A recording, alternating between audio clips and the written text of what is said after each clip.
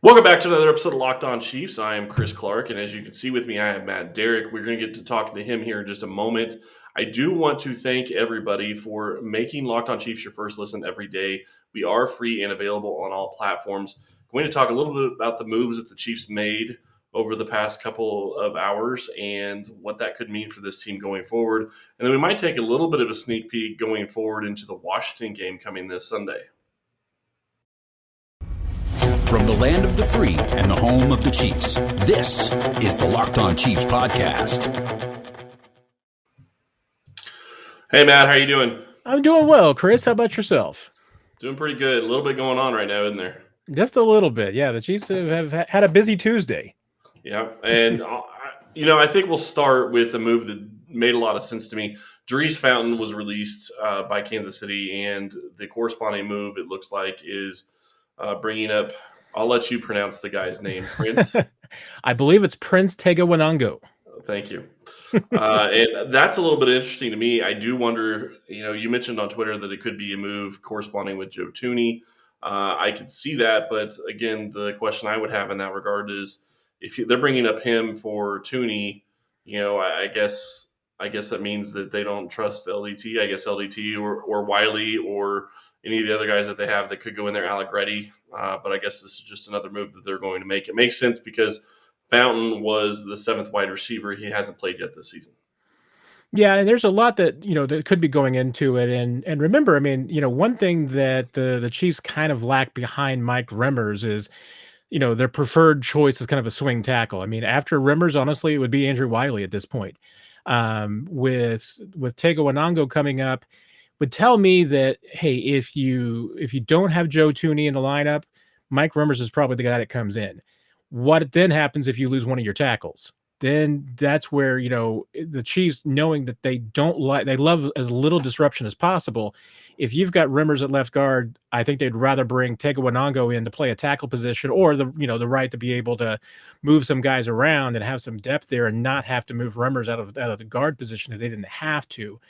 It's a little bit tricky. I mean, there's always a little moving parts that can go into it, and you're right. The Chiefs do have a ton of offensive line depth and places to go, but Mike Remmers is going to be their sixth man off the bench. I think that's pretty clear at most any position but center. And then if he's in the lineup, you're really missing a swing tackle. So I think that's where Wanongo really comes in. Fair enough. And then you also look at the fact that Orlando Brown Jr. was on the injury report last week, so that makes a lot of sense. You hope that Thuney is going to be able to continue to play, considering it sounds like he broke it in the first series and continued to play through. I think that he will play. From what I remember, he hasn't missed a game in his career. Is that correct? That's my recollection as well. I mean, he has been an Iron Man, and it's not that he hasn't been hurt. I mean, those guys get banged up all the time. So I think that speaks to his toughness that he doesn't come out of the lineup, and he didn't come out Sunday night. And not only that, but he played effectively. I mean, I was going to say, we talked about it effectively. We talked about it the other night. I mean, when Mahomes had to scramble, there were huge holes behind Joe Thuney, and he's been I didn't notice any drop off in his performance. Now, hey, playing with a cast, maybe there will be, and maybe they want to give him some protection. And right now, the Chiefs, with these moves, have the ultimate flexibility. But honestly, we'll see what happens on Wednesday when practice starts. But I'd be surprised if Thuney missed any time. Yeah, but you make a great point when you're talking about Remmers and anybody else that would be coming in is if you don't have that swing tackle and you don't want to have to move Remmers if you end up having to have him play because of Thuney, that does create other issues. And so I wonder how that's going to, go into this next game against the Washington football team. And really quick, I do want to touch on Clyde Edwards-Helaire, but we'll do that in the next segment. But really quick, I do want to also mention quite the story came out with the Raiders organization over the past couple of hours, past day. Yeah, and really the past few days. I mean, going back to the DeMaurice Smith first coming out, things had unfolded very quickly on Monday. I mean, things unraveled quickly for John Gruden, and I know there's a lot of speculation, and I've got it too that this isn't the end of the road. I mean, the investigation into the Washington football team and their culture could very well have a lot of ramifications on teams outside of Washington. I mean, this could be the first piece. There could be more. Maybe it's the last piece. We'll see. But yeah, I don't think this investigation that the NFL conducted into Washington has some tentacles, and they could reach out elsewhere. And it really makes me wonder how this is going to affect Oakland. I mean, this is a team that, it looks like they've been distracted the last couple of weeks. Maybe we get a little bit of a sense of why. But how will they respond without John Gruden? Could go a couple of different ways. So we'll see what happens with this team going forward. But it's definitely, I think, going to have an impact on the AFC West race. Yeah, definitely will. And of course, you mean Las Vegas, not Oakland. But I got you on that one. Man, I got you. Yeah. No, trust me. I still say San Diego from time to time. Los Angeles, Las Vegas, 16, 17 games. Yeah, no, I get it. It's one of those things. We're just still not there yet because they've played in Oakland for so long. The one thing I will say is when you start looking at what this is going to mean for the Las Vegas Raiders going forward, they're 3-2, so this is going to be a distraction. I did see something for BetOnline, who's one of our sponsors, that they think Eric Bieniemy is probably at the top of the list of the next head coaches of the Las Vegas Raiders. I would be shocked if that happened, mainly because I don't see Andy Reid wanting him to go into a division rival. Now, I understand that it's going to be Bieniemy's choice, but I just can't see that happening. Yeah, you know what? I think with Andy, I think that the ship has sailed on, going to an AFC West rival. I think that with everything that's happened with Bieniemy the last few seasons, I think he just wants him to get a job. He wants him to get his chance at being a head coach, and I don't think he'd have any problem. Now, the one, the requisite that Andy might have is, hey, you're not stealing anybody from Kansas City and taking them to Vegas with you. Would not be unheard of for head coaches to, issue those kind of proclamations. Not that, there's any protection against it, but you want to keep the peace and you want to respect friendships and relationships. So I could certainly see that happening. Honestly, I mean, we'll see what jobs are available in the offseason. I could see Bieniemy being a fit, but if he was going to go to an AFC West team, I think there'll be an opening in Denver, and I think he'd be a lot better fit for that, and I think that's the job he would prefer. Yeah, I could see that as well. And he was at the University of Colorado for a while, so I could see him wanting to go back to that area. When we get back, we're going to talk about Clyde Edwards-Helaire, who did head to IR, but there's still a little bit more to talk about in that situation as well. Hey, Chiefs fans, this is Chris Clark with an incredible app for everyone who buys gas that they need to know about. Get Upside. My listeners are making up to 25 cents per gallon for every gallon of gas every time they fill up. Just download the free Get Upside app in the App Store or Google Play right now. Use promo code TOUCHDOWN and get a bonus of 25 cents per gallon on your first fill up. That's up to 50 cents cash back. Don't pay full price at the pump anymore. Get cash back using Get Upside. Just download the app for free and use promo code TOUCHDOWN to get up to 50 cents per gallon cash back on your first tank. Some people who drive a lot are making as much as $200 or $300 a month in cash back, and there's no catch. The cash back is added to your account. You can cash out anytime to your bank account, PayPal, or an e-gift card from Amazon and other brands. Just download the free Get Upside app and use promo code TOUCHDOWN.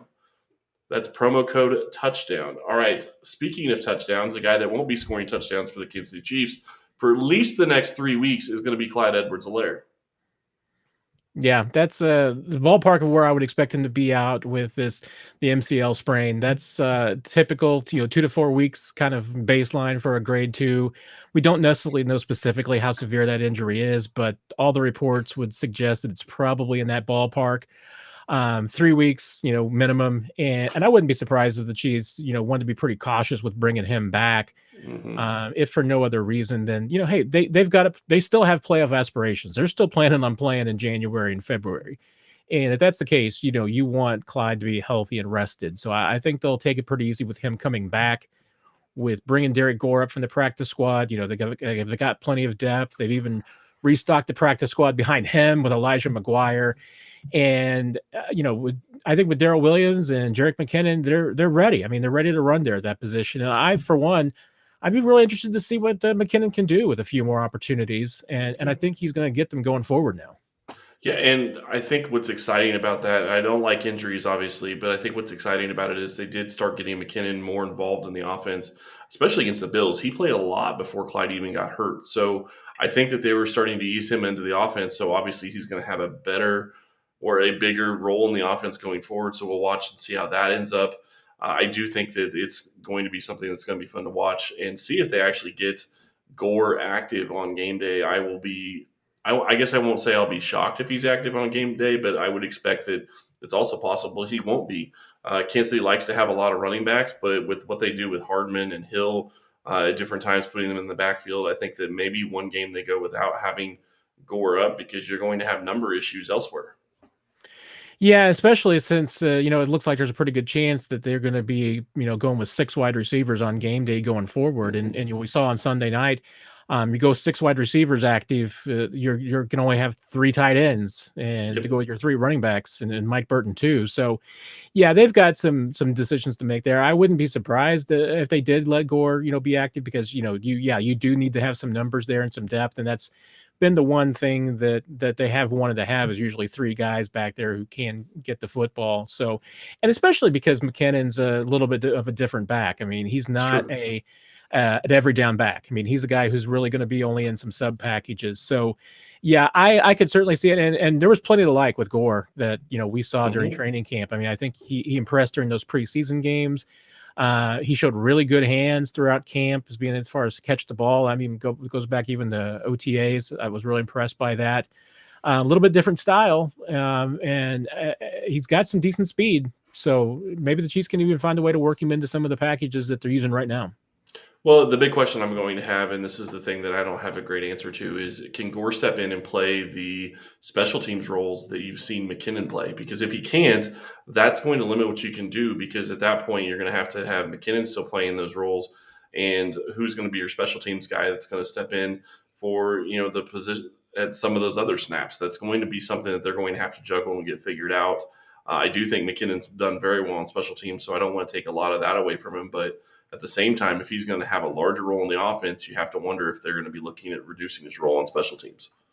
Yeah, I mean, especially because McKinnon's not a young guy. I mean, he's That's been true around for a too. while. So, Yep. yeah, you might be able to say, hey, 50, 60 total snaps is handle, that's something the guy can handle. But yeah, I mean, that's for a running back that's going to be and a special teams guy that's going to take some punishment. Yeah, I can certainly see Gore being a guy that can take some of that workload off of him. So maybe they split some of those touches a little bit on special teams, but some of those reps. But yeah, I'm really interested to see what McKinnon can do because I think he's a perfect chess piece for an Andy Reid kind of offense, and really wanted to see it for a while. So it looks like we're going to get to see it going forward here for a little bit. It's interesting to me because you sit here and you look at this offense and you think that, okay, they need to get Clyde Edwards-Helaire. Obviously, this is before the injury involved in the passing game, and they really hadn't. And they still haven't to this point. Even this week, they didn't really get him involved. They tried to get him involved a little bit. They tried to get the running backs in the screen game, but they haven't been successful in the screen game like they have in the past. And I have to wonder if that's going to come back and haunt them because they have to get that side of it figured out. Yeah, and it has been very curious to me about the screen game and why they haven't been utilizing it as much. I mean, and they certainly didn't last year. That was something that they kind of drifted away from, and, Mhm. and this season again. I mean, even during training camp, we didn't see them. We used to see some days where they would work on screenplays all day long, and we haven't seen it as much. And I think it shows on the field because tried to run a couple of running back screens this season, then one on Sunday night that just did not work. And whether that's on William or on Clyde Edwards-Helaire, whether that's on the just lack of practice, whether that's on the offensive line not having a consistency there. I mean, that's something that I've said before that screen games under Andy Reid's kind of a ballet. I mean, because Mhm. everybody's got to know where they are. And having guys who had been around for so long and knew their parts was a big part of why that screen game had been effective in the past. Yeah, Now, they when had you've got 5 new guys, it's hard. And they had guys that could move, and that's one thing Yeah. that they don't have at the tackle position right now. Orlando Brown is going to be willing to try to go out there and get in space, but he doesn't have the speed that Fisher had, and that's just the reality of the situation. So your game has to change a little bit, and who you're sending out in the screen game has to change a little bit. But it's definitely something I think Kansas City needs to try to get back into their offensive scheme. When we get back, I want to flip it over to the defensive side of the ball, talk a little bit about that, and then probably talk a little bit about the Washington football team game that's coming up, because I do think that this could be a sort of a revival for Kansas City, because if you look at the next 3 games, I think that they should be able to win all 3 of them before they end up playing the Green Bay Packers here in a couple of weeks. Built Bar is the best tasting protein bar ever. This week they have a limited time flavor cookie dough chunk, and it is absolutely phenomenal. You need to go try it. If you haven't tried it already, you absolutely need to. They have 9 delicious flavors that they have on a regular basis: coconut, coconut almond, cherry, raspberry, and mint brownie, peanut butter brownie, double chocolate, and salted caramel. So there is something there for everybody. You can get a mixed box where you get 2 of each of the 9 flavors. Most of the flavors have between 17 and 18 grams of protein, between 130 and 180 calories, only 4 or 5 grams of sugar, and only 4 to 5 grams of net carbs. You need to go check out Built Bar. Go to built.com and use promo code LOCK15. You'll get 15% off your first order. Use promo code LOCK15 for 15% off at built.com. Now, when we start looking at the bets, and I talked about this a little bit earlier, you start looking at betting and what do you want to bet on. Right now, it's who's the next Vegas football coach. Right now, BetOnline.ag has Eric Bieniemy as the favorite. We will see if that happens. I'll be very interested to see. We're back and we are better than ever. All eyes are on the gridiron. And as I said, they're all on the Raiders right now trying to figure out who their next head coach could be. And I'm wondering if they actually get somebody in season, which would be almost unheard of, but it wouldn't shock me. As always, BetOnline is your number one spot for all the pro and college action this season. With a new updated site interface, even more odds, props, and contests, BetOnline continues to be the number one source for everything football. Head to the website or use your mobile device to sign up today to receive your 50% welcome bonus on your first deposit. Don't forget to use promo code LOCKEDON to receive your bonus. From football to boxing and right to your favorite Vegas casino games, don't wait to take advantage of all the amazing offers available for the 2021 season. BetOnline is the fastest and easiest way to bet all your favorite sports. BetOnline, where the game starts. Man, there is just so much to talk about on this defensive side, and I just don't even know where to start because you look at what is going on, and it just doesn't make sense. They've got players that have been there. They've got experience in almost all the positions that they need. But I did see something that they have the best EPA on offense, which is expected points, and then they have the worst EPA on defense, and that is they're one of 4 teams to do that at any point in the season, and Kansas City has been 3 of those teams in the past couple of years. And How aggravating is that? And remember, they were that way when in the early 2000s with Trent Green and that defense too. That was the first one. That was 2002 was the number one. So yeah. So it's a Kansas City tradition, all offense and no defense. We've been talking about it for a while that I'm perplexed because this defense did not look like this in July and August. I mean, there were a lot of us, me included, who thought that this Chiefs team might be better than 2019 and 2020 because the defense did look pretty good and the offense looked like as usual. Outside of turnovers, the offense has been everything you wanted. Right. But defensively, this team has just not had it. And it is very perplexing because you're right. I mean, a lot of the same pieces and even some of the new guys are in. I think you think that they're upgrades. But the one really miscast piece at this point, I mean, everybody's harping on is Dan Sorensen, and it's hard to make a case for Sorensen at this point to me. And I've been struggling with it. I don't know. The Chiefs have had a couple of different narratives out there as far as why it's Juan Thornhill and not Dan Sorensen. And to me, I mean, it all comes down at the end about you put guys out there. The reversal of that, why it's Dan Sorensen and not Juan Thornhill. Yeah, well, exactly. Well, or why not Juan Thornhill instead of Dan Sorensen? Just wanted to clarify. Sorry. Yeah, it's semantics there. A little word, but it's perplexing to me because one thing that Andy Reid and Steve Spagnuolo have preached forever is about putting guys in bad positions, and right now they're putting Dan Sorensen in bad positions. He's 31 years old. He's playing a greater percentage of snaps than he's ever played in his career on defense. And I get this guy was, a two-way threat for a long time because he usually played almost every special team snap that he could and defensive snaps. So this guy played 90 to 100 snaps sometimes. But Dan Sorensen, I think, has proven and shown to you he is a number 3 safety. And the Chiefs are asking him to do more than that. And the only thing that you can conclude from this is that they feel like Juan Thornhill is a third safety as well. And I still don't see it. I don't get it. But once again, I think I said it on Sunday night, Steve Spagnuolo has forgotten more about football than I'll ever know. But I think this week when we talk to the coaches, I think they've got to make the case to us about why it continues to be Dan Sorensen and not Juan Thornhill, because there's just too many mistakes being made in that direction. Well, and you start looking at it, and Daniel Sorensen, and I guess I don't know for a fact that it was strong versus free, but it sure seemed like the long play to Diggs that he caught him down the middle of the field. He was playing a free safety type role, and you can't have him in that position on a regular basis. He doesn't have the speed for it. He never had the speed to play that type of position, and yet Kansas City keeps trotting him out there and putting him in that position. And the worst part about it is that with as much as they haven't played Juan Thornhill, they are hamstringing themselves even further because you can't put Tyrann Mathieu in his best position, which is probably a robber role, as opposed to being an actual safety on the field. Yeah, and I went back for comparison's sakes to look at Ron Parker, who was another safety the Chiefs had for a long time, and I think that, hey, I'll give Dan's credit for having a higher football IQ, because I think that's one of the things that's benefited him his entire career, is that he's had a huge football IQ. Ron Parker, however, I think was arguably more of the athletic than Sorensen ever was and could be. The Chiefs walked away from Ron Parker at 30, and they ended up bringing him back at 31 simply because they had so many injuries. But he wasn't as effective at the end. And I mean, and 31 was Ron Parker's last season. I see a lot of the same traits right now with Dan Sorensen, that, he's getting the same beats. And you're right. I mean, it's not IQ, it's not positioning, it's not any of those things. It's simply athleticism and speed. And the Chiefs are putting him into positions to do things that he's just not built to execute.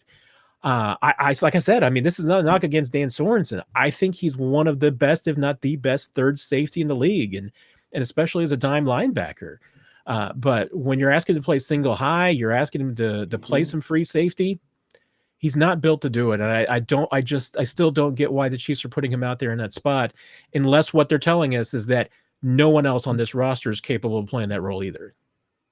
And everybody would argue that Juan Thornhill should be that guy in that role. So I have a really hard time believing that they're going to be able to sell that. Now, they're going to continue to do it more than likely, so we'll see how that ends up over the next couple of weeks if Thornhill starts playing more. But I think at some point you're going to have to either play Thornhill, or you're going to have to, and I hate saying this, you're going to have to release him, because to me, at this point, it's, what are you telling your defense?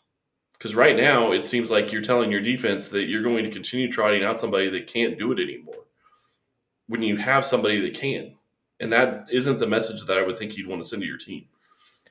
Yeah, and that's a big question to me. I mean, is that if the Chiefs truly felt this way back in training camp, that's when you need to go get a solution. I mean, if your thought at that point was that Juan Thornhill can't be the free safety on this team, then you need to go find a free safety. I mean, you need to be looking out on the market, and the Chiefs have made some other moves. And that's the one position that they really haven't tried to upgrade. Right, which is funny because they are looking at – I read something that said that they were looking at Marlon Mack from Indianapolis, and I'm sitting here going, you're going to bring in a running back when your offense is probably going to be okay if they could just stop turning the ball over, but you're not going to help the worst unit in the league in a long time on the defensive side of the ball. I mean, you have to try to make moves to improve that defense, and I just don't understand why they haven't to this point. They haven't brought anybody else in and at least given them a try.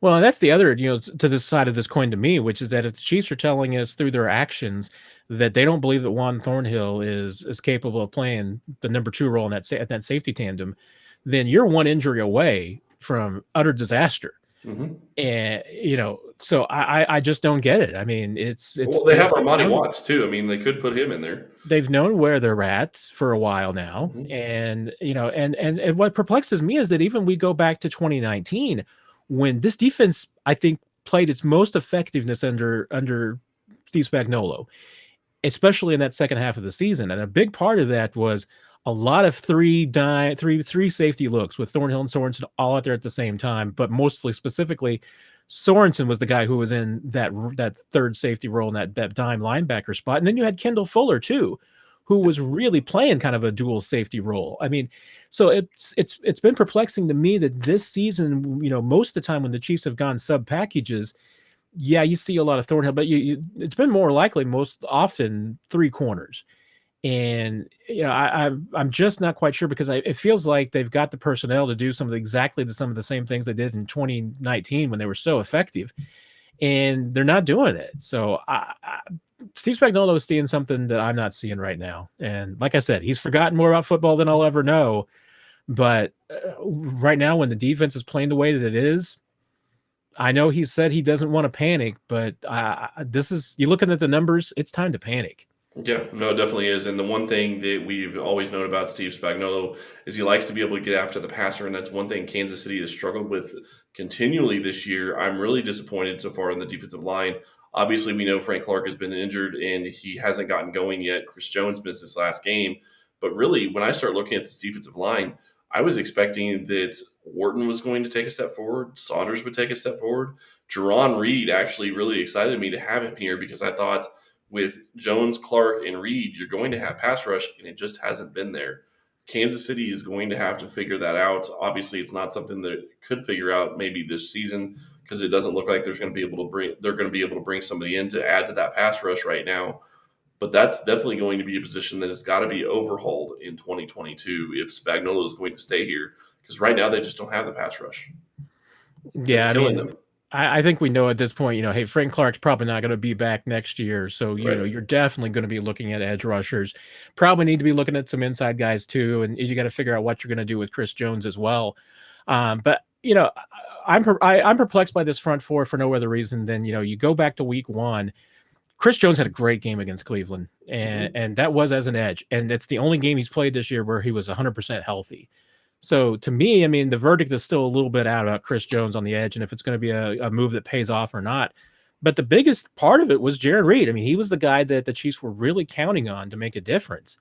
And he hasn't. He has not played effectively. And you saw that, in the second half of that game against Buffalo, more or less, Tershawn Wharton moved ahead of him on the depth chart. And I think that probably needs to stick that way. Wharton probably needs some better chances because that defense played better in the second half, and they did it with a little bit more Willie Gay. They did it with more Tershawn Wharton, and honestly, they did it with some Juan Thornhill too. So, to me, the Chiefs need to look hard at that second half against Buffalo and see what personnel groups worked, what they did, and that's what they need to stick with. To me, it's the one danger coming from that Buffalo game is that if you look at it as a whole and you just simply say, oh, you know what? The defense got better in the second half. We're on the right course. No, that probably means your in-game adjustments worked, and you need to look at those adjustments, and that's what you need to take going forward.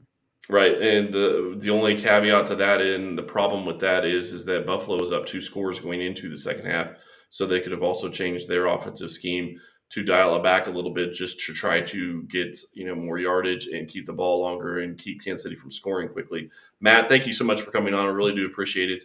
A little bit looking forward going to the Washington football team game.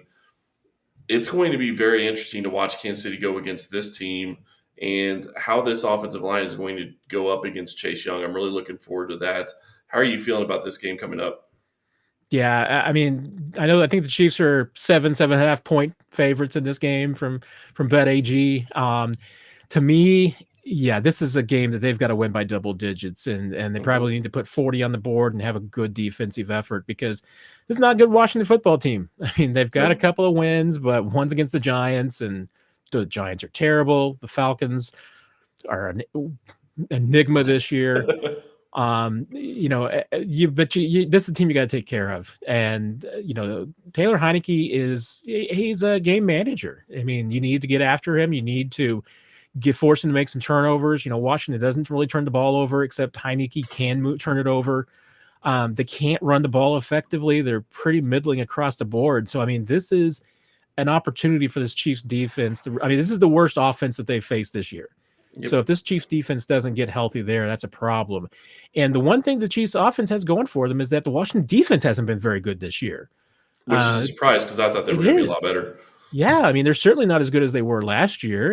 And Chase Young has struggled.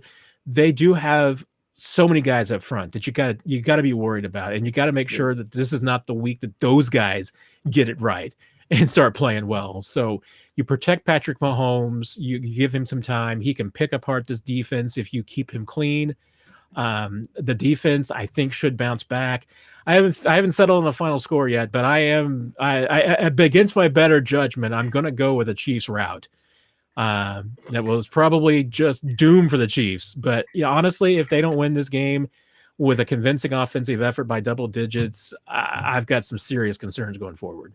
Yep. No, I get it. Matt, again, thank you so much. You can go find him on Twitter down below at Matt Derrick, and you can also find him on Chiefs Digest. So go check that out.